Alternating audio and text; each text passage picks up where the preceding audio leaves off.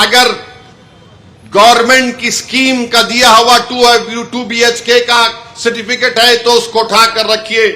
ये इसलिए कह रहा हूं कि 10 डॉक्यूमेंट की बात जो इलेक्शन कमीशन ने बिहार में की वो यही 10 डॉक्यूमेंट हैं।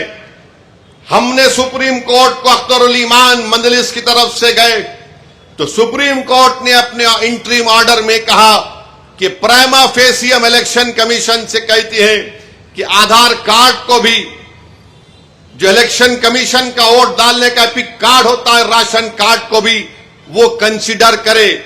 तो ये जरूरी है, याद रखिए, जब तेलंगाना में या आपके किसी रियासत में ये इंटेंसिव रिवीजन होगा तो आप लोग परेशान होने की जरूरत नहीं, अभी वक्त है। पासपोर्ट बना सकते, दबा के पासपोर्ट बनाओ। बर्थ सर्टिफिकेट नहीं है तो बर्थ सर्टिफिकेट बनाओ। कास्ट सर्टिफिकेट है या नहीं है, आप आते हैं उस कास्ट में तो उस कास्ट सर्टिफिकेट को बना के रखो। याद रखो मेरी इस बात को, अगर आपका नाम वोटर लिस्ट से निकल गया तो मोदी को सबसे ज्यादा खुशी होगी। क्यों खुशी होगी? क्यों खुशी होगी बताता हूं मैं आपको। आपका नाम जब तक वोटर लिस्ट में रहा, जैसा हम अब मोदी से सवाल कर रहे हैं, बताओ गरीब गरीब क्यों होते जा रहा है और दौलतमंद क्यों हो रहा है, तो मोदी ये नहीं चाहते कि कोई उनसे सवाल करे। अगर नौजवानों तुम्हारा नाम वोटर लिस्ट से निकल गया तो तुमको इख्तियार हासिल नहीं होगा भारत के प्रधानमंत्री से पूछने के लिए कि क्यों बेरोजगारी मेरा मुकद्दर बन गया।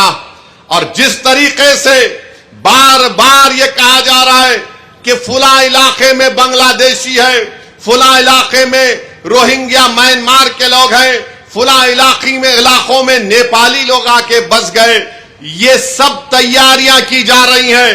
मैं आपको जिम्मेदारी से बाखबर कर रहा हूं।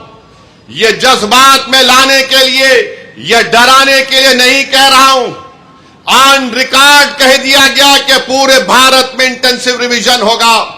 और तेलंगाना में जो लास्ट इंटेंसिव रिवीजन हुआ था, मेरे ख्याल से अगर मेरा हाफिजा सही है तो 2007 में या फिर 2002 में हुआ था।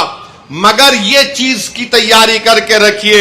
मैं भी रशादी साहब से बात कर रहा था कि हमको अनकरीब में तेलंगाना में हमारे सदर साहब की मौजूदगी में, उनकी क़यादत में एक मीटिंग करके हम तमाम तंजीमों के जिम्मेदारों को बुलाकर हम उनसे अपील करें, बल्कि हर जुमे के खुतबे से पहले जो लोग मस्जिदों में वाज करते हैं या बयान देते हैं, मेरी आपसे भी अपील है कि आप लोगों को बाखबर करिए। ये साजिशें की जा रही हैं। कल तुम्हारा नाम वोटर लिस्ट से निकल गया तो वोट डालना तो दूर की बात, कोई आकर तुमसे कहेगा कि अपनी शहरियत साबित करो। फॉरेनर्स ट्रिब्यूनल को भिजा दिया जाएगा, उसका भी एक प्रोसीजर है।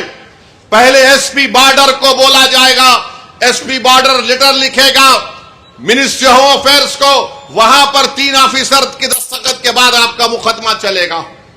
यानी आप अपने रोजगार से महरूम। सबसे ज्यादा बड़ी चीज यह कि आप अपनी इज्जत से महरूम हो जाएंगे।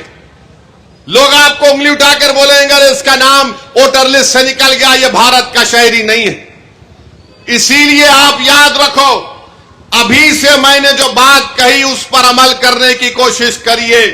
मेरे दुश्मन बहुत हैं, मुझसे इख्तलाफ करने वालों की भी तादाद बहुत ज्यादा है, क्योंकि भारत के अगर कोई लैला है तो उसका नाम असदुद्दीन ओवैसी है।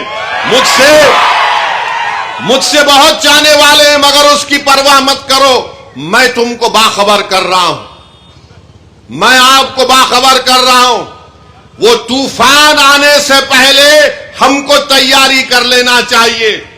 साजिश करने वाले की साजिश में उसको नाकाम करने के लिए हमको आज से तैयारी करना पड़ेगा।